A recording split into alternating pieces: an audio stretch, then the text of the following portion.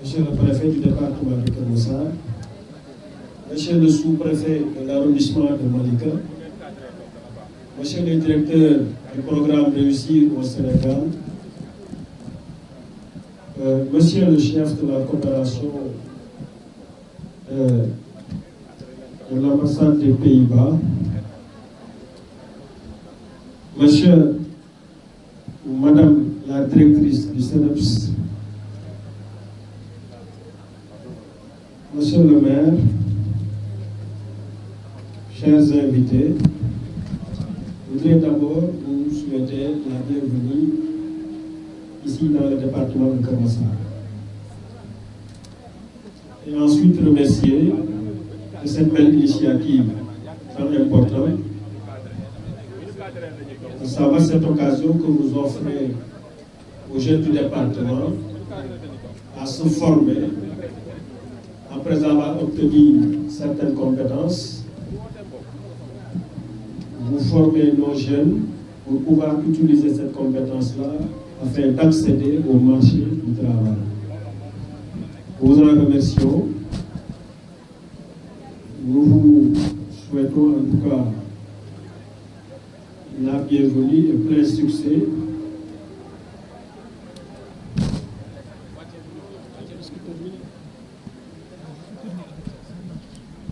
Alors, je voudrais simplement vous souhaiter plein succès en ce qui concerne cette mission.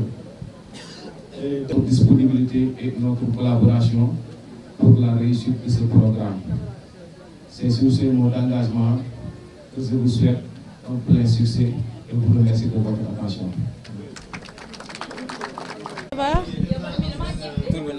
C'est soxna Madame Thiam.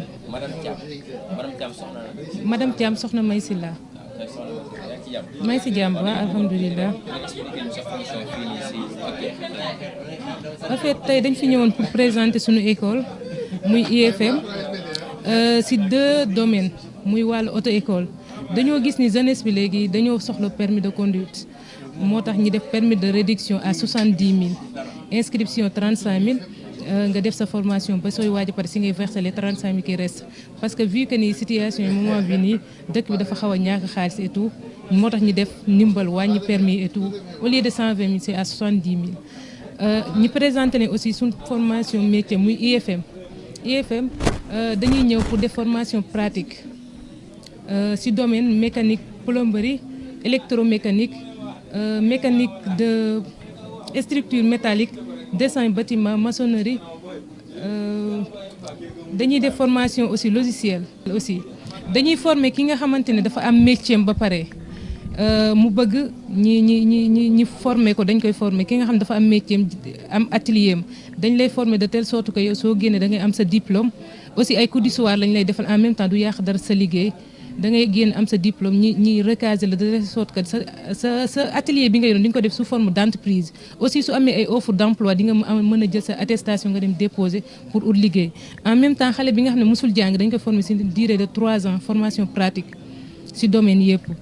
cours bi dañoo suspendre inscription pour cette année parce que dañoo gis ni dañuy doog a commencer aussi te métiers yi nga xam ne dañuy def c'est intéressant te xale yi nga xam dañuy taxawal ci mbedd dañoo bëri di ko xaalis amul léegi ñi suspendre inscription bi di def mensualité 20 000 francs seulement tenue ngay jënd 30 000 tenue bi dañ koy étaler ci différents ci biir mois yi nga xam te ne ci ngay def formation bi ci ngay dugalaale tenue bi pendant que nga xam ne doo ko yëg ndimbal daal la ñuy def social moo tax a jug école bi lépp li nga xamante ne dañ ko fi def inscription et tout lépp dañ koy def selon parents yi li nga xamante ne moom lañ leen di mën a jàppale ba nga xamante ne seen doom dina jàng aussi te duñ ci gis dinañ ci yëg seen bopp aussi duñ ci sonn parce que dëkk bi dafa metti ok merci beaucoup.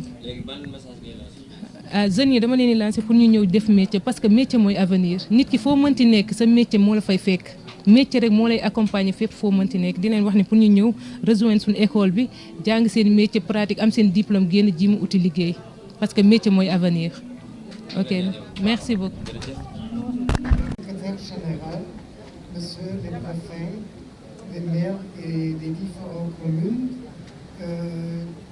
directeur du ministère de la formation professionnelle, de l'apprentissage et de l'insertion, les chers représentants et collègues de la coopération néerlandaise, chers et chers jeunes, mesdames et messieurs, c'est le but de notre campagne ici, organisée par le programme Réussir au Sénégal en proche coopération avec le ministère MEFPAI. C'est une occasion de créer un forum, d'avoir un espace pour créer des opportunités d'insertion professionnelle pour s'insérer au marché du travail. L'objectif général est de créer emploi et des perspectives pour les jeunes et d'augmenter les revenus aussi pour cette groupe cible. Dans le contexte de l'ITFREI, c'est vraiment de créer un espace pratique pour faire un petit apprentissage comment créer des candidatures, par exemple, avec un certain succès. Chez Réussir au Sénégal, nous obtenons régulièrement des demandes du style « Je m'appelle Mamadou et je veux travailler chez vous ». Il ne dit pas quelle est sa profession, quels sont ses intérêts, il n'y a pas la qualification, est-ce qu'il est capable d'écrire, est-ce qu'il est capable de faire des belles photos, on ne sait rien. Et avec des candidatures comme ça, on ne peut pas travailler. Et ça, c'est vraiment essentiel d'apprendre aussi comment faire.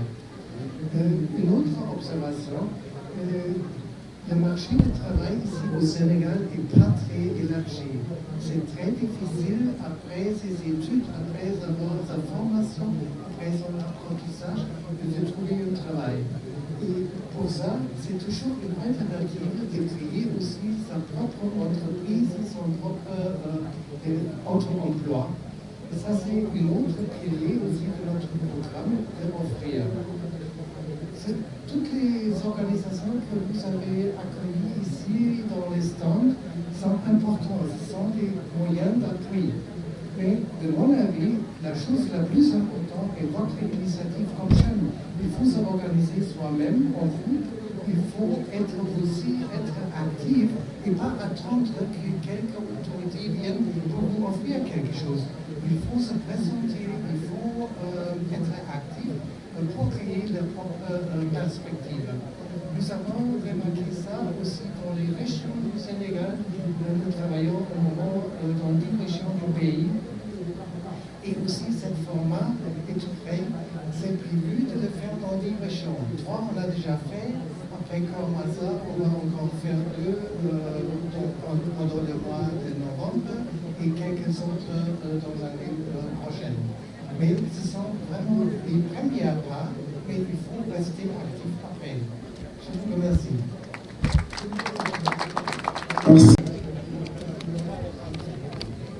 Monsieur le secrétaire général de la formation professionnelle, de l'apprentissage et de l'insertion, Madame la directrice de la coopération allemande au Sénégal, Monsieur le directeur du programme Réussir au Sénégal, chers invités, chers jeunes, en ma qualité de premier conseiller et chef de coopération à l'ambassade de Débat, c'est un grand plaisir pour moi de prendre part au lancement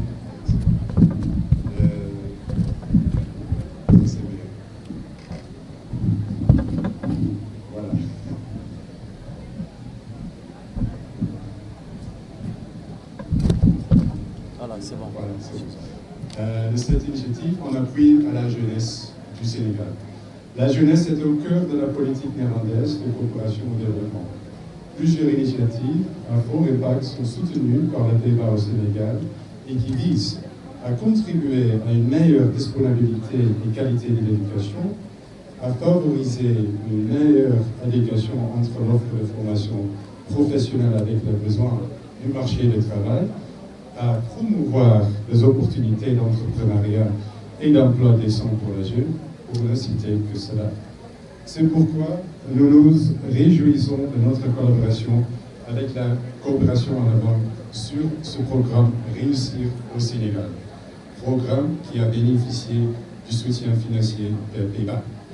Il s'agit pour nous, à travers ces contributions, d'accompagner les efforts remarquables du gouvernement du Sénégal visant à promouvoir une meilleure qualification professionnelle des jeunes et leur plein accès aux opportunités d'entrepreneuriat et d'emploi. Nous espérons que ce programme permettra aux milliers de jeunes Sénégalais qui entrent chaque année sur le marché du travail d'être suffisamment informés et outillés pour trouver de nouvelles opportunités. Chers jeunes, je ne saurais terminer mes propos sans vous souhaiter à vous également une très bonne chance dans vos démarches pour trouver une formation ou un emploi qui cadre avec vos inspirations. Le chemin peut-être ne sera pas facile, mais soyez endurants et concentrés sur la réalisation de vos grands rêves. Bonne chance. Et c'est cette même chance, d'ailleurs, que je souhaite aussi à nos deux équipes nationales de football qui vont se rencontrer dans moins de 3 semaines à la Coupe du Monde. À l'issue du match, et quel que soit le verdict, nos deux pays célébreront davantage leur amitié et fraternité inébranlable. Merci. Je vous souhaite à toutes et à tous une journée riche en partage et vous remercie de votre amiable attention. Merci beaucoup. Conseil départemental de Keur-Massar, monsieur le maire de la commune de Malika, monsieur le représentant du gouvernement de Pays-Bas, monsieur le conseiller technique numéro 1 du ministre de la Jeunesse, monsieur les conseillers techniques du ministère de la formation professionnelle, de l'apprentissage et de l'insertion, mesdames et messieurs les directeurs généraux nationaux et chefs de service, mesdames et messieurs les partenaires au développement, monsieur le directeur du programme réussi au Sénégal, mesdames et messieurs les exposants, les chefs d'établissement, chers collaborateurs, chers jeunes du département de Keur-Massar, chers participants en vos rangs, grades et qualités, chers amis de la presse. Je voudrais tout d'abord vous transmettre les salutations de Mme Mariam Massar, ministre de la formation professionnelle, de l'apprentissage et de l'insertion. Je veux dire que je suis particulièrement heureux de me retrouver aujourd'hui parmi vous à Keur-Massar, cette nouvelle circonscription administrative récemment érigée en département par son Excellence M. Macky Sall, le Président de la République, et qui a l'honneur et le privilège d'accueillir le lancement de la première journée de l'insertion économique, qui est un programme national de promotion de l'insertion des jeunes de notre pays. En effet, cet ambitieux programme se veut une tribune de diffusion d'opportunités, d'insertion, d'accompagnement et de réseautage. C'est donc un cadre de rencontre, d'échange et de partage entre les jeunes formés et diplômés, y compris les migrants de retour, le secteur privé local, les institutions étatiques en charge de l'insertion, ainsi que les partenaires au développement. Pour rappel, le Sénégal dispose d'une population très jeune. Environ 65% de cette population, donc de la population totale du Sénégal, ont moins de 25 ans, avec plus de 200 000 demandeurs d'emploi, donc qui arrivent chaque année sur le monde du travail. Une telle démographie constitue assurément un potentiel énorme, mais également pose des défis structurels. Et c'est pourquoi Monsieur le Président de la République a pris en charge cette question dans le plan Sénégal émergent, qui est le référentiel des politiques publiques en matière d'insertion et d'emploi, et a misé sur des projets et des programmes structurants, que sont notamment l'ANPEJ, le 3FPT, le PF2E, l'ADER, la Convention nationale État employeur, pour ne citer que ces structures. Il faut aussi noter que depuis le mois de novembre 2020, son Excellence M. Macky Sall a initié une grande offensive pour l'emploi et l'insertion des jeunes. Il s'agit notamment d'un renforcement de l'architecture institutionnelle, à travers la création de la direction de l'insertion rattachée au ministère de la formation professionnelle, de l'apprentissage et de l'insertion. De l'élaboration de la stratégie nationale d'insertion professionnelle qui constitue le cadre d'opérationnalisation des politiques d'insertion professionnelle en faveur des jeunes et en cohérence avec l'ensemble des instruments de promotion de l'insertion des jeunes mis en place par l'État du Sénégal. La mise en place du Conseil national pour l'insertion et l'emploi des jeunes, présidé par le président de la République lui-même. Le programme d'urgence pour l'emploi et l'insertion socio-économique des jeunes et des femmes, doté de 450 milliards. Le pôle emploi et entrepreneuriat des jeunes et des femmes dans les 46 départements, dans une logique de territorialisation des politiques d'emploi et d'insertion. Mesdames et messieurs, ce programme qui nous réunit aujourd'hui est la matérialisation de la directive du chef de l'État, qui est la territorialisation des politiques publiques de l'insertion à travers des activités au niveau départemental. La mobilisation de tous les acteurs montre à quel point la problématique de l'insertion des jeunes constitue une priorité. Le ministère de la formation professionnelle, de l'apprentissage et de l'insertion, ainsi que ses partenaires au développement, s'attelleront à travers la direction de l'insertion à faciliter l'entrée dans la vie active des jeunes et des migrants de retour par la diffusion d'une batterie d'informations claires et de qualité sur les opportunités d'emploi salariés ou d'auto-emploi. De façon spécifique, il s'agira de créer un espace de rencontre entre les jeunes à la recherche d'opportunités professionnelles ou d'affaires et les acteurs compétents en la matière. Permettre l'accès à l'information sur les différentes modalités de financement des projets qui existent pour les jeunes entrepreneurs. Porter à la connaissance de tous les différentes étapes du parcours d'un entrepreneur. Permettre la mise en relation entre les jeunes diplômés ou en cours de formation et les structures d'accompagnement à l'insertion. Outiller les jeunes sur les techniques de recherche d'emploi et de développement de leurs projets entrepreneuriaux. Valoriser auprès des employeurs locaux l'expertise et le potentiel des jeunes issus des écoles de formation professionnelle. Procéder à des mises en relation entre recruteurs et demandeurs d'emploi pouvant déboucher sur des possibilités d'insertion. Mesdames et messieurs, nous demeurons convaincus qu'avec la qualité des participants et l'engagement de tous, des enseignements pertinents sortiront des échanges durant cette journée. Ils permettront aux acteurs de l'insertion de présenter leurs dispositifs d'accompagnement existants, mais également ces échanges devront permettre aux demandeurs une meilleure appropriation des outils, projets et programmes d'insertion au niveau local. Ce challenge continuant à relever le défi de la lancinante question de l'insertion professionnelle requiert naturellement l'implication de l'ensemble des acteurs publics. Mesdames et messieurs, je ne saurais terminer mon propos sans remercier les autorités administratives, les élus territoriaux, les services déconcentrés et féliciter toute l'équipe de réussir au Sénégal, tous les services du ministère de la formation professionnelle, de l'apprentissage et de l'insertion, même si je mettrai le plus sur la direction de l'insertion qui vraiment a piloté de main de main cette activité. Donc, monsieur le directeur, je voudrais vraiment, au nom de madame le ministre, vous féliciter. Donc, le pôle emploi et entrepreneuriat des jeunes et des femmes de Kermassa pour l'organisation de cette importante activité. J'adresse une mention particulière de remerciement à la coopération allemande GIZ pour l'accompagnement bienveillant dans ce processus à travers la direction de l'insertion. Pas de plus normal. D'ailleurs, notre pays vient de fêter 60 ans de partenariat à l'occasion des négociations intergouvernementales qui nous récemment.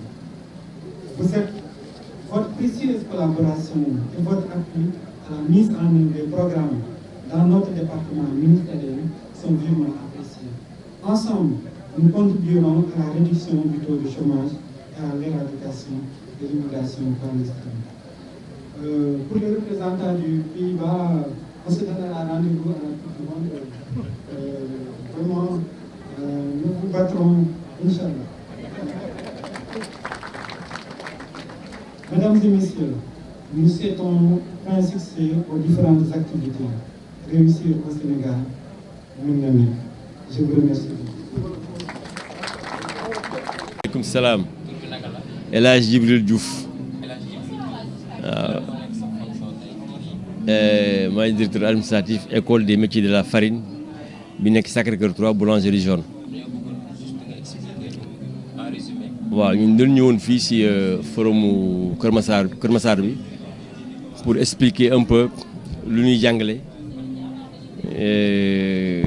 donc ñun dañuy jàngale boulangerie pâtisserie restauration ak hôtellerie CPS 6 mois comme CAP 3 ans waaw loolu daal mooy fi andi woon pour ñu xam ñu ko ñu bëgg aussi inscrire am na 2 possibilités benn bi da nga jaar par Pôle emploi 3FPT après ñu ñuy orienté si ñun benn bi mooy aussi boo bëgg nga ñëw fay CAP wala CS bu la si bëgg rek am na ñaari option yëpp waaw actuellement aussi ñu sommes opérationnels parce que fi mu nekk nii ñu ngi ubbi depuis daaw donc ñu ngi jàngale waaw. waaw fi mu ne y a 75 jeunes yu jógee Yëmbal qui sont en formation depuis juillet ñoom ñu war a jeexal janvier. xam naa bu la amoon jot sax mën ngeen ñëw filmer leen xool leen jàngale tout ça loolu moom dañu yëpp c'est dans l'information pour ñu xam aussi jàngale dafa am jàngale am jàngale dafa am jàngale dafa am parce que jàngale nit ki jàngal ko ay théorie rek bon wax ma baaxul de parce que war nga xam d'abord li ngay liggéey lan la mais pratique bi aussi baax na si trop quoi boo génnee en 6 mois au moins boo mënul liggéey quelque part nga mun liggéey loo xam ne mën ko liggéey si kër di ko jaay mu njëriñ kese. waaw jeunes yi moom métier dafa am solo quel que soit les métiers parce que pour être opérationnel il faut nga am métier ku la jox nga liggéey ku la embauché nga liggéeyal sa bopp parce que boo ko xoolee métier ça continue dans l'entrepreneuriat loolu dama ci solo bi waaw di invité jeunes yi ñu jàngi métier parce que boo xoolee ni actuellement boo gisee jeunes yi dugg ci gaal yi dem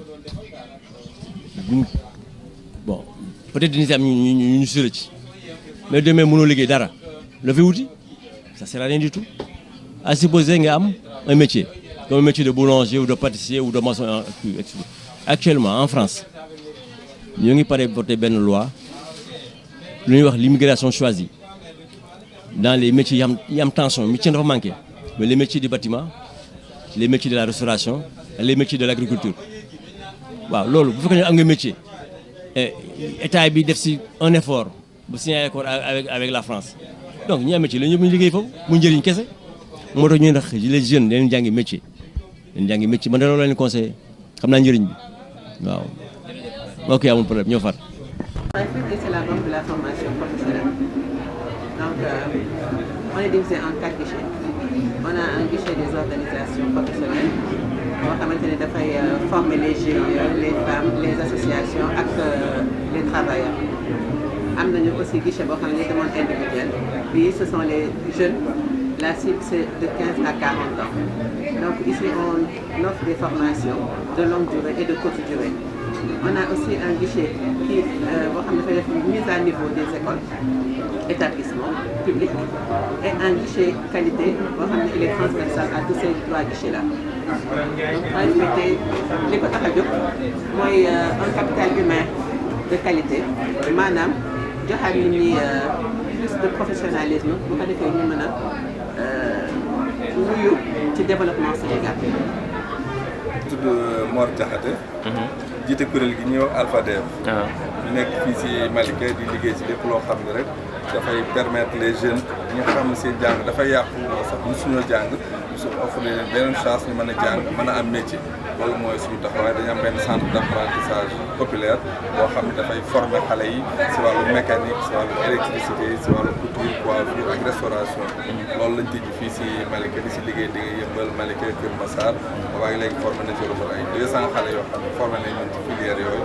ba tey ji ñenn ñi ngi seen atelier bopp ci liggéey ñenn ñi également dugal nañ leen ci ay entreprises yoo xam ne dafay nekk lii di liggéey doon initiative privée bu ñuy développé également fii si banlieue bi pour permettre aux jeunes déscolarisés analphabètes qui n'ont plus la chance de continuer leur cursus scolaire d'avoir la possibilité d'intégrer un autre système éducatif valorisant pour assurer également leur insertion socio-professionnelle. waaw est-ce que mënoon nga ñu leeral fànn bi nga yor ci affaire yi pour mu gën a clair carrément si bopp.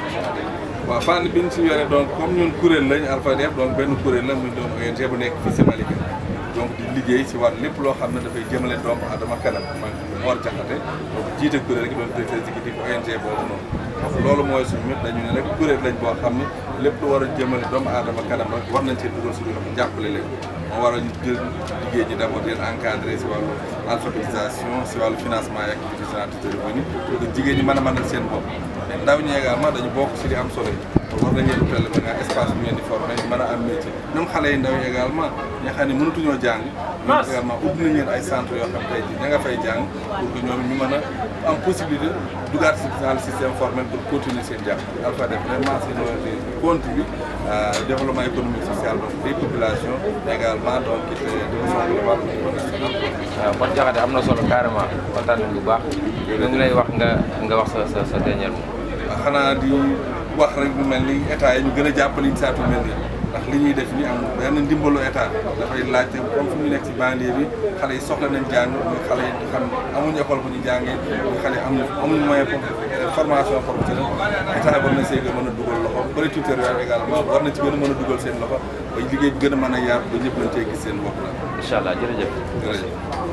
maa ngi tudd madame Faye Rokhaya Fall man maay présidente conseil d'administration mutuelle d'épargne et de crédit Synergie Femmes ñun nag li ñu tax a jóg mooy gunge ndaw yi gunge jigéen ñi gunge képp koo xam ne si da nga yor projet pour que nga mën a def sa projet ñun kër lañ boo xam ne si dañ fay denc xaalis dañ fay leble xaalis mutuelle bi nag siège bi mi ngi nekk Derklé à Dakar waaye kii nii ci sama wet mooy chef d'agence su Guédiawaye ëmb Kër Massar ak li ko wër am nañ tamit guichet Thiès ak guichet Louga kon képp koo xam ne si da nga yor sa projet soxla financement boo ñëwee dinañ la gunge dinañu xam fan la ñuy commencer ak yow ndaxam yow sa projet da nga ciy doog a door wala yàgg nga ci wala dangaa bëgg a jëm ci beneen domaine kon loolu la ñuy def di xaar ñëpp nag ubbi suñuy bunt képp koo xam ne si ndaw nga parce que fii tey jii atelier bi tey li ko tax a jóg journée bi li ko tax a jóg mu ngi tudd ëttu xëy. waaw madame kontaan nañu bu baax am na solo leeral am na solo bu baax léegi la ma si def xanaa di leen remercier yéen tamit ay jeunes ngeen yéen tamit yéen a ngi ci dans le monde de l'entrepreneuriat ndax vous êtes yéen a ngi ci digital bi di leen encourager di wax ni aussi liggéey ñàkkul Sénégal fii ñu nekk ni kenn ku nekk war nga mën a am loo fi taxawee ñu jëmale réew mi kanam merci beaucoup. jërëjëf. asalaamaaleykum wa rahmatulah donc man Mamadou Ndiaye laa tudd waaw bon ñun de chef de l'unité de recherche et de développement bu ONFP Office national de la formation professionnelle.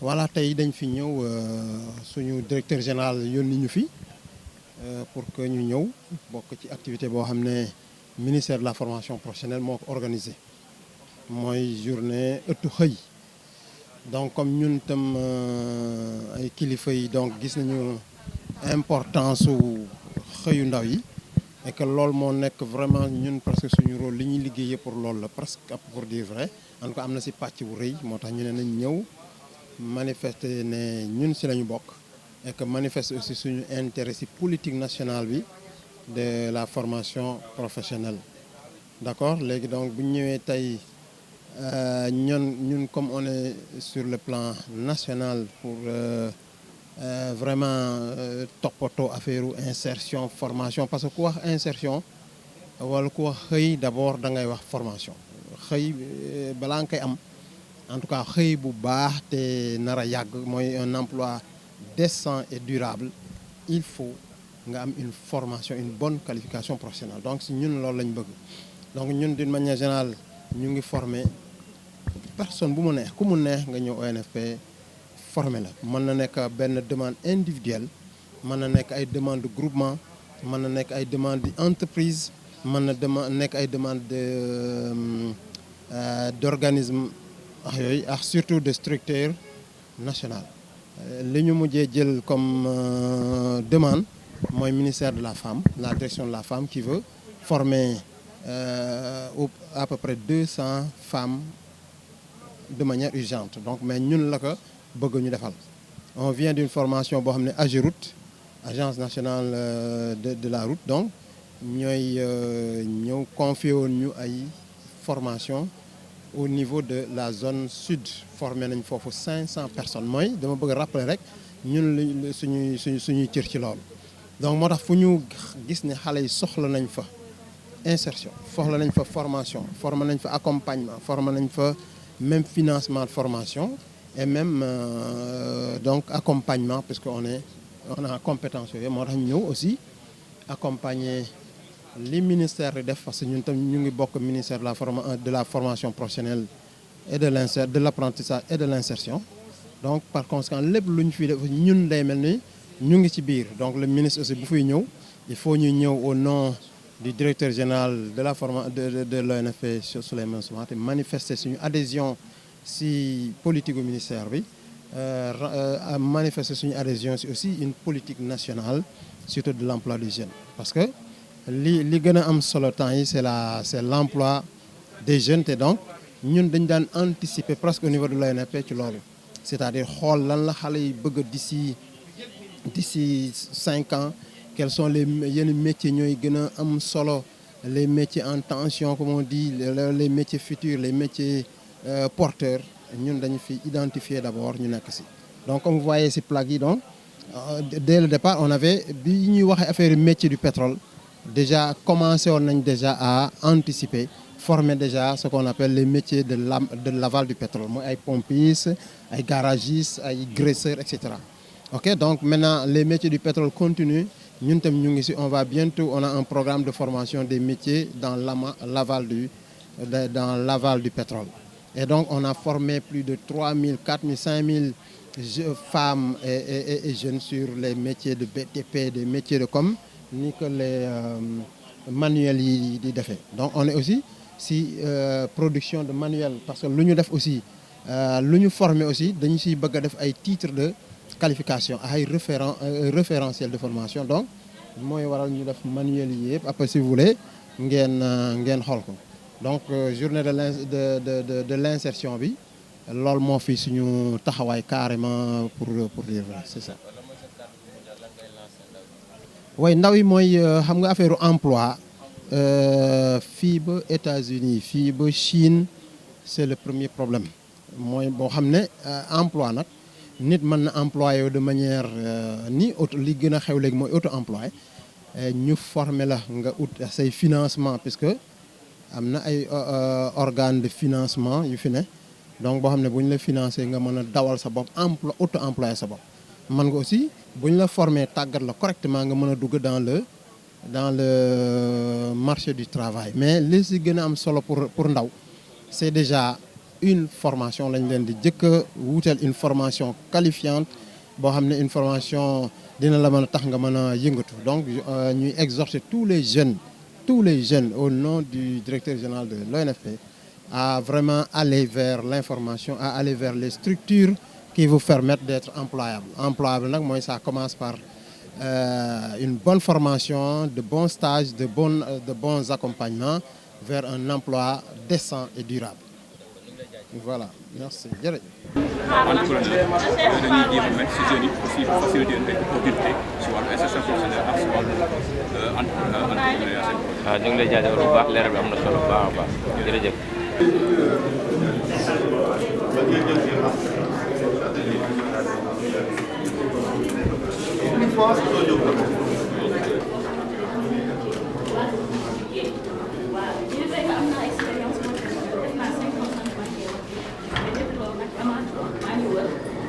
am na ay postes yu bëri am poste conseil commercial aussi sama domaine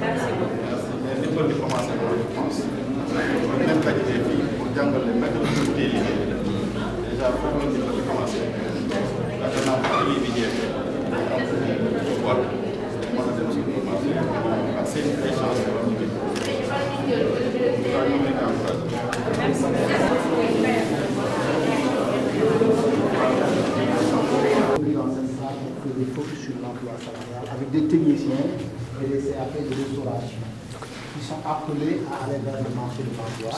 Et la direction de l'insertion cœur de métier et de les outils. Les compétences douces ont une place essentielle. Et nous avons fait le focus sur ces compétences, l'ensemble des compétences douces, qui permet aux jeunes d'avoir des compétences personnelles, sociales, cognitives dans le monde professionnel. Mais également, nous les avons outillés en juste ce qu'on était en train de faire là, en entretien d'embauche. Eh bien, ce mot pour moi, merci de nous avoir reçus. Aux auditeurs, c'est un plaisir de venir voir un peu ce que vous êtes en train de faire pour préparer nos jeunes à aller à la conquête du marché de l'emploi, et avec toutes les chances qu'il faut pour pouvoir réussir le recherche d'emploi. Nous avons fait d'autres ateliers. Ici, comme vous avez dit, c'est la recherche d'un emploi salarial, c'est la spécificité. Pour le saluer, nous encourager également les jeunes à suivre, pouvoir tirer le maximum d'informations et peut-être, comme je l'ai dit tantôt, réussir l'insertion. En tout cas, j'aurai peut-être l'occasion de revenir sur tout ça, pour les féliciter quand même le directeur de l'insertion et à travers les autorités qui sont derrière, nous avons offert cette opportunité. Je n'oublie pas la coopération allemande qui nous accompagne derrière, cet accompagnement dans le cadre de la formation de nos jeunes, c'est qu'ils le diront eux-mêmes à la fin de la formation.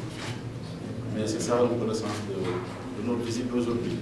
On nous a un peu perturbé, mais c'était quand même bon de venir voir dans quelles conditions vous travaillez, dans quelles conditions j'ai l'impression que ça se passe bien. C'était notre souhait. Nous souhaitons bonne continuation, surtout bonne chance dans le marché de l'emploi. Merci.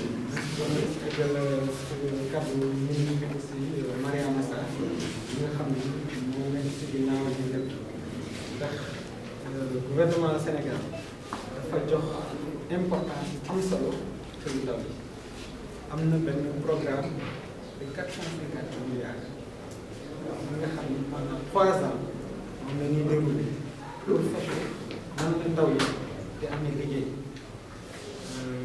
gis ngeen département yëpp am na dañuy wax pôle emploi et entrepreneuriat des jeunes pour Kër Massar préfet mooy diriger pôle boobu donc ndaw yi nga xam ne boo leen paree seen formation fii ba xam bu baax nan la ñuy wuti liggéey ñi jotagul woon egg ci pôle bi nañu dem jege ji pôle bi préfet dina leen expliquer emplacement géographique pôle bi ngeen dem bindu foofu ba nga xam ne lépp lu jëm ci ay liggéey ngeen am des chances ci loolu but liggéey nag dafa doon li nga xam ne il faut nga am courage ténacité ndax ñun chaque fois boo fëggee ci bunt bi ngay njëkk fëgg rek mu ut am na ñi nga xam ne dinañ bunt benn yoon mu dégg am na ñi nga xam ne dañuy fëgg ba avant mais li bon mooy ñàkk compétence ndax tey ku la bëggoon dimbali sax gis boo amulee lenn loo mën a def moom da ngay indi coono parce que du xam nu lay dimbalee donc am compétence da ngay indi compétence nit itam noo lay fexe ba ses compétences yi mu xam comment vendre ses compétences tey bisu tey boobu lay bis nga xam ne wax nañ di wax nooy fexe ba gën a am chance am liggéey nan ngay fexe ba wut liggéey nan ngay bindee CV entretien d'embauche nan nga koy defee yooyu yëpp day wane ni gouvernement ñu ngi ci seen wet pour fexe nan la leen di jàppale ba mbirum xëyu ndaw yi wax dëgg mu doon li nga xam ne mu doon réel donc loolu itam mooy li nga xam ne bëggoon na ngeen donc daal ñi nga xam ne jotuñu ko woon def boo leen paree fii fexe leen ba préfet moom ngeen jege ñu pôle bi préfet mën na leen expliquer. pôle baa ngi yëmbal yëmbal en face station yëmbal station yëmbal pôle baa ngi foofu ngeen demee tous les jours de l'année le coordinateur est même avec nous mbay ñu génnee léegi naa ko mu présenté c'est comme ça en fin de projet parce que y a des étudiants du CEL et ça m'a beaucoup marqué parce que quand les étudiants de master s'intéressent à ce que nous faisons au niveau de la formation professionnelle en développement durable, en environnement, collectivité territoriale. Là, ça montre que quelque part, nous sommes en train de faire du travail. Il y a également les apprenants des centres de formation qui sont là, en CAP et en BP, en BT avec IMCA et le CFL local. Donc, vraiment, c'est un groupe un peu varié. Bon, l'insertion professionnelle, l'insertion, comment est-ce qu'il faudrait se comporter au niveau de l'entretien, et ensuite, qu'est-ce qu'il faudrait pour avoir une chance. Le projet professionnel qui doit être accompagné d'un projet d'études clair, comment est-ce qu'il faudrait se comporter durant tout son cursus pour aboutir à un emploi salarié ou un emploi c'est ce qu'on est en train de faire ici. am na ay partenaires yu bare mais partenaires allemands yi feeñal ci loolu projet réussir au Sénégal partenaires allemands yi ñoo ci financé ak waa Hollande Pays-Bas donc ñëpp wax dëgg pour ñëw organiser bi sax lu am solo la ndax pour nga mën a am liggéey il faut nga xam noonu liggéey pour nga mën a am liggéey il faut nga am ay compétences ndax bis boo amulee compétence ku la bëgg a dimbali sax du xam nan la lay donc am compétence dafa doon indispensable mais soo amee compétence ba pare day baax itam ngay xam nan ngay fexe ba ñu xam ne am nga compétence bis boo waree bind CV nga xam nan lay bindee sa CV ndax ñu bare ñu ngi umpale bi CV di nga ci dugal li nga xam ne bokk ñu yàqal la lu bëri wala di nga ci fàtte lu ci war a nekk ñu yàqal la lu bëri donc technique la pour ñooy bindee CV wante itam bis boo ñëwee am entretien d'embauche nga ñëw di def concurrence ak ñeneen benn poste benn nit la ñuy vous êtes 5 ou 6 ñu war a ñëw di def entretien te kenn lañ ci war a def donc entretien il faut nga xam ni noo koy defee parce que boo ko xamulee ñi xam ne ñoo nan lañ koy defee ñooñu ñooy jàll ñoo doon mën a jàll te ñu bare dinañ umpale ni am na ay détails yu ndaw dañ koy jàpp détails yu ndaw mais loolu moo lay yombal ni nga waxee ni nga toogee ñi ngay yenn gestes yi ak yenn kàddu yi yooyu ni nga soloo yooyu yëpp ay éléments la yu xam ne ñu ñuy bàyyi xel gis boo waree ñëw ñu entretien d'embauche te ki nga xam ne recruté wu amul sax pour justifier ñu tax ma recruté dootul jox suite à votre entretien da ngay ñëw entretien ba pare nga tourné léegi ay weer yu weer ñu poste boobu kat keneen moo donc kooku du la sax expliqué ni lii ak lii moo tax gënu ma moo tax donc bis boo waree ñëw entretien d'embauche il faut nga doon ki nga xam ne bu doon mbër bi nga xam ne dañ ko waajal donc yéen état bi waajal mais fàttali état bi dafa jox lu am solo li ñuy wax ne liggéey ndaw état déjà jël na programme 450 milliards de francs CFA li nga xam ne jagleel ko lu dul mbirum Kër Ndaw ba pare ni département bu ne dinañ fa def benn guichet unique li nga xam ne képp ku bëgg mbirum formation képp ku bëgg mbirum liggéey képp ku bëgg mbirum financement da ngay ñëw foofu ñoom ñoo lay prendre en charge orienté la ci lépp loo war a def muy pôle emploi et entrepreneuriat des jeunes et des femmes pour département Kër Massar préfet moom moo dirigé pôle bi am na ay services am yu nekk foofu yi nga xam ne ñooy fexe ba képp ku ñëw ci pôle bi soo soxloo pour ñu yokk sa formation ndax mën nga am formation mais formation bi bañ a doy pour am liggéey bi nga bëgg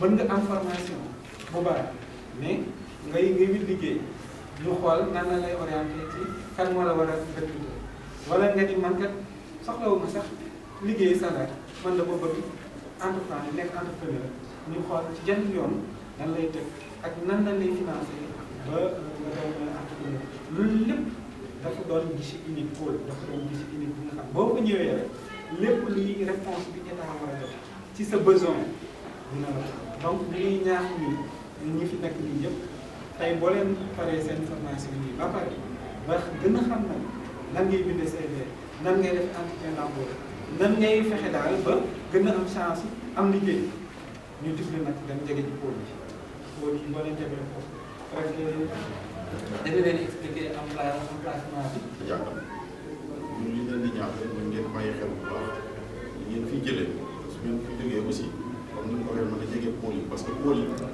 xëy na amuñu liggéey bi ñu leen di jox mais dañu leen teg ci yoon yi ngeen mën a jaar ba am liggéey ci nekk formation bi gaaw loolu am na solo pôle bi nag suñu pôle bi mi ngi yëmbal en face station bu ngeen fa demee tous les jours il y a une équipe qui est sur place qui vous reçoit qui vous donne toutes les informations qui vous oriente qui vous encadre qui vous aide donc loolu jaaroon na ñu xam ko xamal ko aussi yeneen ndaw ñi fi teewul ñu fi bàyyi ci gàttal daal loolu quoi on va pas abuser de votre temps vous a suffisamment été comme ça on va peut-être comme il a dit prendre les impressions du groupe kenn jël kàddu rapidement lan ngeen gisee lan yëg-yëg ngeen am activité processus de création d'unité d'entreprise. Et là, ils étaient en train aussi de pitcher les idées qu'ils ont. Voilà. Merci. Un partenaire de la Fondation Allemande organisé. Et nous sommes en train de faire un retour des différents ateliers pour voir un peu quels sont les revenus qui sont en train d'être dispensés aux auditeurs. Nous nous réjouissons de l'initiative qui consiste à encadrer les jeunes pour maximiser les chances dans l'entreprise qui consiste à aller à la recherche de l'emploi. Donc ce matin, le département de l'administration vraiment est très heureux d'accueillir cette opportunité. Et le pôle emploi que je dirige au niveau du commissariat est très heureux. De cet accompagnement parce qu'on en a besoin pour nos jeunes qui sont à la recherche de leur premier emploi. Je pense que le modèle que vous avez présenté est très intéressant à tout point de vue parce que tout simplement avant d'aller dans une entreprise, il faut savoir que déjà on a besoin de travail. Nous sommes venus au nom de Madame la ministre en charge de la formation. De saluer les apprenants, les encourager, mais surtout de saluer également d'autres organisations et vous dire que nous sommes avec vous dans ces travaux. Voilà un résumé, on ne va pas abuser le temps, ce que nous avons. Il nous reste un matériel à faire, on va le essayer et on va essayer de tout faire. Merci. Le responsable de cette action de pays. Alors, moi je suis pas commissaire pour ce entrepreneuriat et nous nous réjouissons de votre visite ici. On est très content de vous accueillir. Alors actuellement avec les jeunes, ce qu'on est en train de faire, c'est le business sur le canal. C'est-à-dire quand on a une idée de projet, on a besoin de transformer l'idée en projet. Et donc le moyen de transformer l'idée en projet, c'est le business sur le canal. Et à travers le flow, peut permettre à un jeune de dire, on y est de se mettre en place un employé, quels sont les voies humaines que je vais emprunter pour pouvoir mettre en place l'idée. Et c'est ce que nous sommes en train de voir étape par étape. Donc nous avons commencé par la proposition de valeur, qui est l'offre que la personne veut mettre sur le marché. Ensuite, déterminer les scénarios clients, les canaux de distribution, les activités de certainement des éléments que vous connaissez déjà. Mais c'est des éléments sur lesquels on est en train de travailler. On est en train de travailler de façon pratique. C'est pour ça qu'on les a organisés en groupe, pour qu'ils puissent aider sur cette question-là. Par exemple, on dit quels sont les canaux que vous utilisez pour distribuer vos produits, et chacun donne son idée, et au fur et à mesure, chacun va comprendre à travers les idées des uns et des autres, c'est quoi les canaux. Pour que quand ils vont retourner chez eux et développer leur propre idée de projet de façon individuelle, ils puissent savoir quels sont les actes sur lesquels ils doivent passer. Voilà un peu ce qu'on est en train de faire. Et merci beaucoup. Monsieur le DG, d'abord, ñu ngi leen di nuyu yéen ñëpp ci seen tur ak seen tur délégation bi nga xam ne moom moo fi nekk dafa ñu ci madame Mariama Sarr, ministre de la formation professionnelle, de l'apprentissage et de l'insertion. Am na ñu jógee niveau ministère ñu la secrétaire général du ministère bi ànd ak ay directeur ay chef de service ay coordonnateur de projet bi nga xam ne dugal nañ ko 450 milliards yéen a pour ndaw yi am liggéey nag am na lu ñuy wax un emploi salarié léegi xëy fan seen bi moo am fay lii itam du foofu rek la liggéey am na lu ko am entrepreneuriat loolu aussi lu am solo la et d'ailleurs boo xoolee bu baax sax tey nga am sa liggéey bopp ñëwul sa ba nekk sa patron bopp bay recruter ñeneen ñi xëy na sax loolu moo war a ñaax moo tax itam fexe leen ba yéen compétence yi ngeen war a am pour am liggéey bi ngeen bëgg ngeen am compétence yi bis boo leen amee compétence yi fexe ba doo leen koy faire valoir ndax mën dara lu am solo la mais fexe ba loolu di la jëriñ mooy li ko gis donc tey gisu tey nii session yi ñuy def pour fexe ba compétence yi ngeen am fexe ba mu jëriñ leen bi mu ñëw tey ni man dama bëgg entrepreneur il faut nga am d'abord partie d'une idée de projet fexe ba commencer par idée de projet ay ati ak après nga am sa benn nga di entreprise ci diggante bi am na ay jaar-jaar yoo session yu mel nii nag moo leen di former assuré wante daal li ñu mën a wax pour tënk la kilifa yi ñu ngi seen wet pour jàppale leen pour que ngeen gën a am perspective d'insertion. Qui expose également parmi nous ce matin pour également revenir sur le dispositif mis en place pour accompagner les jeunes et les femmes. Madame la directrice.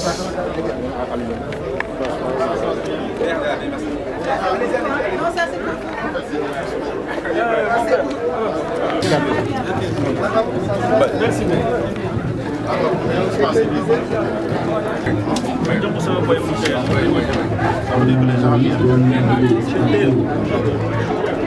Merci. Allez, ça va? Ça va, Nifi?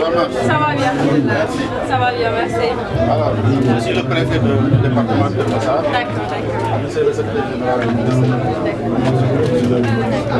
Nous passons faire une visite d'instant. Vous saluer, vous encourager, vous remercier d'être à nos côtés aujourd'hui pour nos jeunes. Est-ce qu'il y a un rush? Oui, juste des petits mots. Merci à vous aussi, parce que c'est vous qui avez permis à ces jeunes aussi d'avoir ces stands, d'aller aussi vers l'information. C'est aussi un moment pour nous de les inciter d'aller vers l'information, parce que beaucoup de gens qui sont venus ici ne savaient même pas qu'il y a un page, il y a son cours qui est ici, à Yom, en face de la station. Mais on va s'installer la semaine à venir ici, dans le CEDEPS, Inch'Allah. Au niveau du CEDEPS, nos locaux sont déjà OK. On va s'installer la semaine à venir. Pour l'empêche, donc, notre cible, c'est les jeunes Sénégalais, que ce soit femmes comme hommes, mais il faut être de nationalité sénégalaise. Âge limite, c'est de 18 à 40 ans pour s'inscrire sur la plateforme.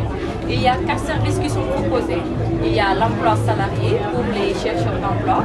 Il y a aussi la formation qualifiante pour ceux qui veulent avoir des bourses. Il y a aussi la service migration pour les jeunes qui veulent migrer légalement. Il y a aussi le service auto-emploi que je viens de citer. C'est ces 4 services qui sont au niveau de l'embauche. Quand le demandeur vient, on lui explique les 4 services qui sont au niveau de notre pôle. Et c'est à lui de faire son choix et on va l'accompagner. On va lui trouver un rendez-vous auprès des conseillers comme nous.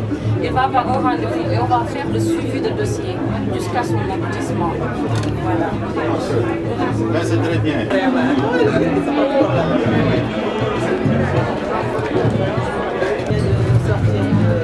Deux semaines d'enrôlement pour les formations de longue durée. Ça a été un super dans les pôles emploi et entrepreneuriat. Malheureusement, on a parmi 500 bons à refaire. Pas trop de demandes.